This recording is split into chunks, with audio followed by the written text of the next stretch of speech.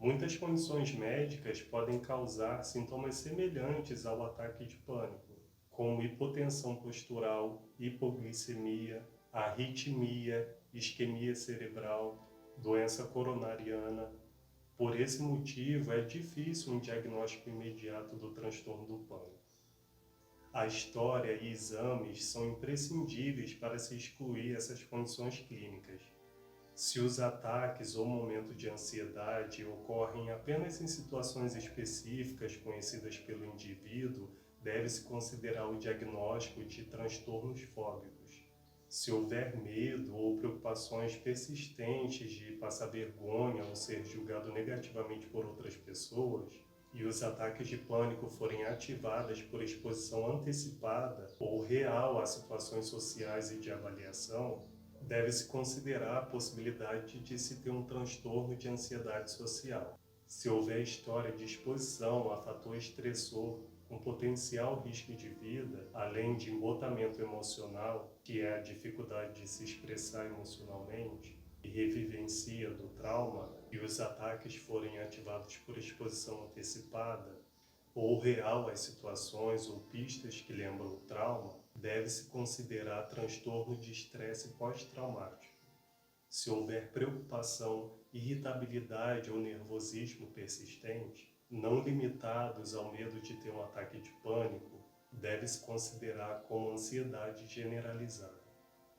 Se os ataques de pânico ocorrem durante a vigência de humor deprimido ou melancólico por mais de 2 semanas, deve-se considerar como depressão. Nesse caso, deve-se priorizar o tratamento para a depressão, visto que esses ataques de pânico podem ser secundários a essa condição. Se houver uso concomitante de substâncias psicoativas, principalmente se estiver na fase de abstinência, deve-se considerar essa situação possivelmente associada ao desenvolvimento dos sintomas do pânico. Após essas situações relatadas, dá para ter uma pequena noção do quanto é difícil ter um diagnóstico preciso para que o tratamento possa ser feito o quanto antes.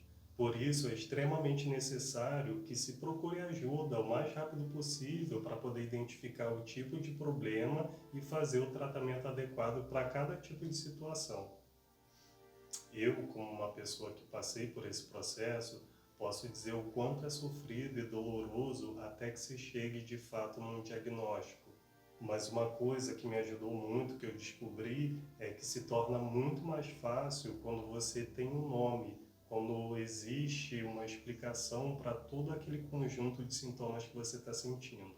Então, como costumo dizer, né, como eu disse no vídeo de apresentação, o meu intuito é justamente esse, é de tentar fazer com que as pessoas entendam um pouco mais o lado de quem está passando, de que não é simplesmente uma escolha nossa, ninguém escolhe estar passando por uma fase assim tão intensa para o lado negativo, apesar de, como eu disse também anteriormente, que hoje eu consigo ver a síndrome do pânico como uma questão benéfica, apesar de ser muito difícil para quem está passando na hora, mas levando para o lado da terapia, ela realmente está ali para poder que a gente possa trabalhar questões no nosso interior, na nossa forma de ver as coisas, de pensar, mas na hora de crise propriamente dito, né, na hora dessa fase inicial, a compreensão, o conhecimento se torna tudo muito mais fácil.